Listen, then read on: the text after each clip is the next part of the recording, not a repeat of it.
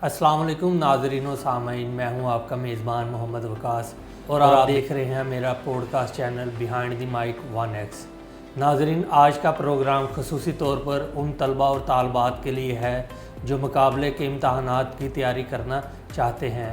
आज हमारे साथ जो पर्सनैलिटी मौजूद हैं, उन्होंने ना सिर्फ वकालत में अपना नाम पैदा किया बल्कि हालिया होने वाले पंजाब पब्लिक सर्विस कमीशन के इम्तहानात में पूरे पंजाब भर में टॉप किया और ज़िला हाफिज़ाबाद का नाम रोशन किया।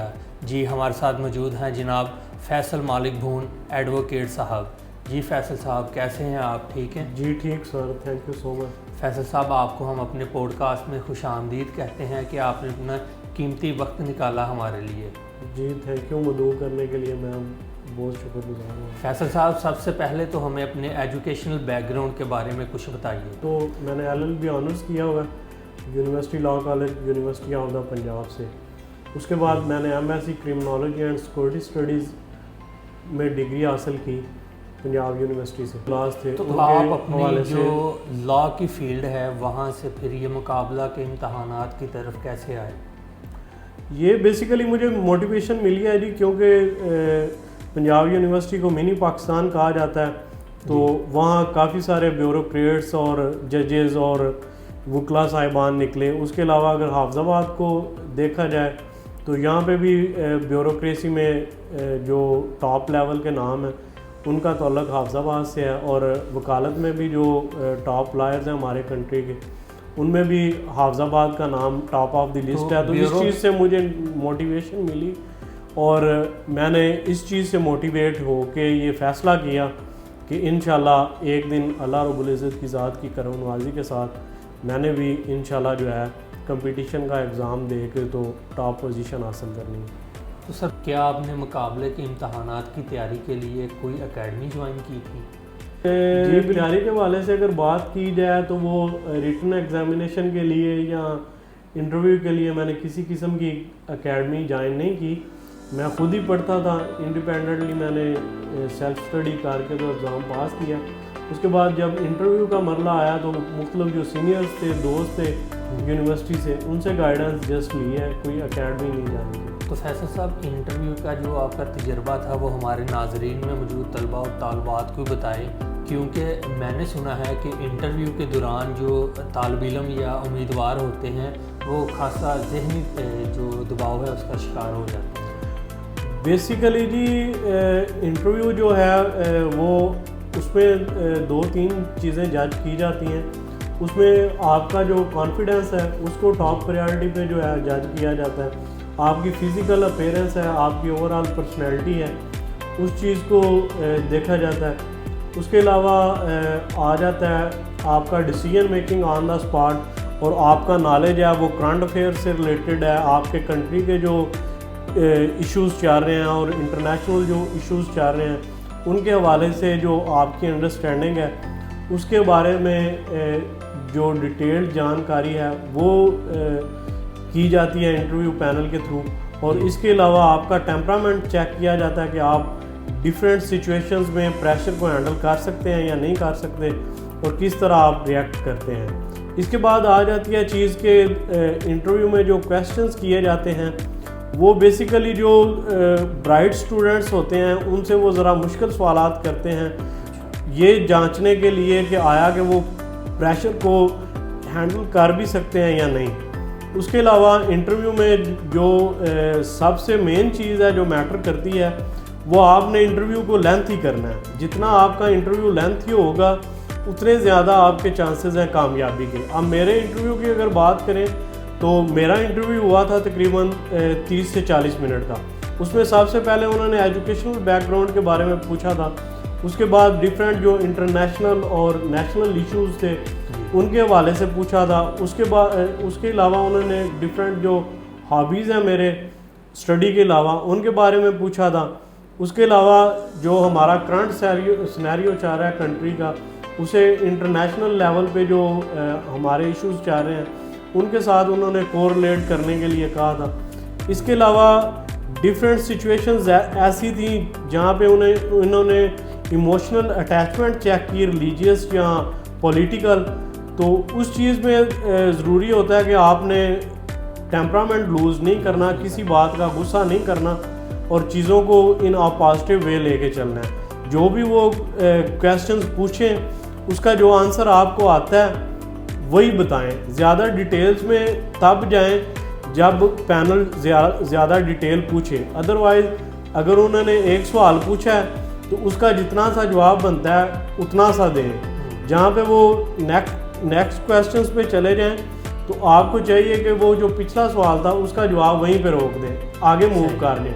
क्योंकि इस चीज़ से ये होता है कि अगर आप रटे रटाए या मतलब सेल्फ मेड जवाब देंगे तो उसमें ये आपका नुकसान होगा कि वो पैनल को आइडिया हो जाएगा जी एक सवाल इसने रटा हुआ था, उसका वो जवाब दे रहा है, जो हम पूछ रहे हैं उसका वो जवाब नहीं दे रहा। इसके अलावा एक और जो नेगेटिव इम्प्रेशन पड़ता है इस चीज़ से वो ये है कि वो आपका टेम्परामेंट चेक कर रहे होते हैं कि आया कि जो हम पूछना चाह रहे हैं ये टू द पॉइंट जवाब देता है या नहीं, या क्विक डिसीजन मेकिंग की इसमें पावर है या नहीं है। तो जितनी बात पूछें उतनी बात दें और वो नेक्स्ट क्वेश्चन पे बाज़ दफ़ा तब मूव करते हैं या तो वो आपके जवाब से मुतमिन हो जाते हैं और वो नेक्स्ट मूव कर जाते हैं, या वो ये तजिया करते हैं कि इसे जवाब नहीं आता, ये कहानियाँ बना रहा है और वो टाइम ज़ाया होने से बचाने के लिए नेक्स्ट क्वेश्चन पे मूव कर जाते हैं। तो ये ओवरऑल मेरा एक्सपीरियंस रहा है। बेहतरीन।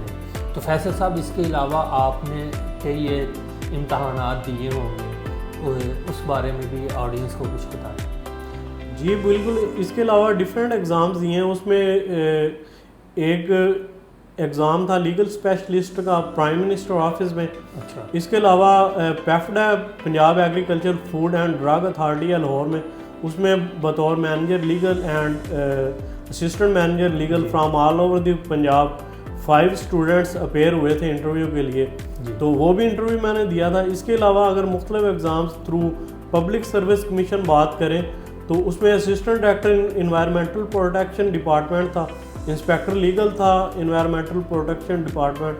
तो वो सीट्स क्योंकि विड्रा हो गई थी तो उनका इंटरव्यू वगैरह नहीं हुआ था। अच्छा फैसल साहब, इसमें जो आपने बताया कि आपने बगैर किसी एकेडमी की तैयारी की है, तो आप अपना फोकस जो मेंटेन थे वो कैसे करते थे? फोकस बेसिकली मैं ज़िंदगी को जो है ना हकीकत समझ के गुजारने का आदी हूँ कि कामयाबियाँ और नाकामियाँ जो हैं वो ज़िंदगी का हिस्सा हैं जी।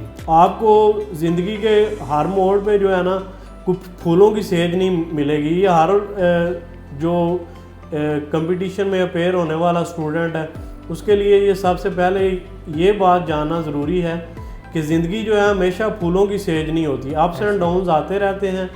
तो आपने बस उन अप्स एंड डाउन्स को ज़िंदगी की हकीकत समझ के जो है ना ज़िंदगी गुजारनी है और प्रेशर को हैंडल करना है।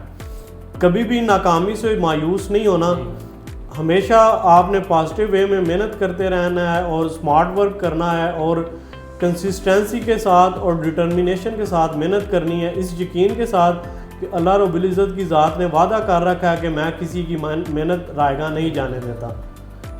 और मैंने भी इसी लगन और इसी यकीन के साथ मेहनत की थी कि इंशाल्लाह अल्लाह रब्बुल इज़्ज़त की ज़ात के करम से इंशाल्लाह ज़रूर कामयाबी एक ना एक दिन मिलेगी। तो फैसल साहब, ये जो आपकी कामयाबी है इसका आप क्रेडिट किसको देना चाहते हैं? सबसे पहले जी मेरी कामयाबी के पीछे अल्लाह रब्बुल इज़्ज़त की ज़ात का ख़ास करम है। उसके अलावा मेरी फैमिली में मेरी वालदा हैं, मेरे दोस्त हैं, मेरी बीवी है, मेरे सीनियर्स हैं, मेरे कोलीग्स हैं जिन्होंने मुझे मोटिवेट किया, जिन्होंने मेरा हौसला बढ़ाया। मैं उन सब का शुक्रगुज़ार हूँ कि जिन्होंने इस सफ़र में मेरा साथ दिया और मेरी हौसला अफजाई की हर कदम पे। तो फैसल साहब, जो हमारे नए आने वाले तलबा और तालबात हैं जो मुकाबले के इम्तहानात की तैयारी करना चाहते हैं, आप उनके लिए क्या पैगाम देना चाहते हैं? जी, जो हमारे न्यू एस्पेरेंट्स हैं उनके लिए सबसे पहली मैं नसीहत तो ये करूँगा कि अपनी जो कंपनी है वो चेंज करें, जो कामयाब लोग हैं उनमें उठना बैठना शुरू करें, जो मोटिवेटेड लोग हैं, जो पॉजिटिव लोग हैं उनमें उठना बैठना शुरू करें। इससे ये होगा कि वो नेगेटिविटी से दूर जाएंगे और उनमें जो इनकरेजमेंट है, हौसला अफजाई है ज़िंदगी में कुछ करने की और उनमें जो सेल्फ कॉन्फिडेंस है वो बढ़ेगा। और इसके अलावा अगर बात की जाए स्टडी के हवाले से, तो स्टडी में ज़्यादा ज़रूरी जो चीज़ है वो ये है कि आपको स्मार्ट वर्क की तरफ जाना चाहिए rather than the hard work. Smart work करें और डेली रूटीन बेसिस पे जो है आप प्रैक्टिस करें चीज़ों की। प्रैक्टिस में सबसे पहले क्या ज़रूरी है, अपने आप को रीडिंग की तरफ माइल करें, ज़्यादा से ज़्यादा बुक्स पढ़ें। उसके अलावा जब आप जो भी बुक्स पढ़ें शाम को कोशिश करें 2-4 पेजेस वो जो आपने पढ़ा सारा दिन वो लिखें। उससे ये फ़ायदा होगा कि आपका जो रिटन एक्सप्रेशन है वो इम्प्रूव होगा। उसके साथ साथ अपनी जो स्पीकिंग पावर्स हैं, फ़र्ज़ करें आपने दिन में कोई 4 पेजेस पढ़े हैं या कुछ भी पढ़ा है, कोई टॉपिक पढ़ा है, तो शाम को जब वॉक पे निकलें तो अपने किसी दोस्त के साथ वो डिस्कशन करें। उससे आपकी स्पीकिंग स्किल जो है वो इम्प्रूव होंगी और स्पीकिंग स्किल्स जो हैं वो आपके इंटरव्यू में आपके काम आएंगी, क्योंकि रिटन एग्जामिनेशन जो होता है वो जज करता है आपका जो रिटन एक्सप्रेशन है उसको। और जब आपने इंटरव्यू में जाना है तो इंटरव्यू में सबसे जो बेसिक चीज़ है वो आपका कॉन्फिडेंस है। और कॉन्फिडेंस आता है जब आपके पास नॉलेज हो और आपकी स्पीकिंग स्किल्स अच्छी हो तो आपके पास कॉन्फिडेंस आता जाएगा। तो मेरे ख्याल में ये स्ट्रेटजी अपनानी चाहिए नए आने वाले एस्पायरेंट्स को। और मेहनत और लगन के बाद जो चीज़ है जो सबके नताइज अल्लाह रब्बुल इज़्ज़त की ज़ात पर छोड़ दें। आपका काम है मेहनत करना और लगन से काम करना, बाकी नताइज की ज़िम्मेदारी अल्लाह रब्बुल इज़्ज़त की ज़ात पर है। आपको यकीन होना चाहिए कि आप इंशाल्लाह ज़रूर कामयाब होंगे। जी फैसल साहब, आपका बहुत शुक्रिया। मैं उम्मीद करता हूं कि आपकी इन बातों से नए आने वाले जो उम्मीदवारान हैं जो मुकाबले के इम्तहानात की तैयारी करना चाहते हैं उन्होंने काफ़ी कुछ सीख लिया होगा। जी तो नाज़रीन, ये था आज का हमारा प्रोग्राम। इंशाल्लाह अगले पॉडकास्ट में मुलाकात होगी एक नई मुनफरद पर्सनालिटी के साथ। तब तक के लिए मुझे दें इजाज़त। अल्लाह हाफिज़।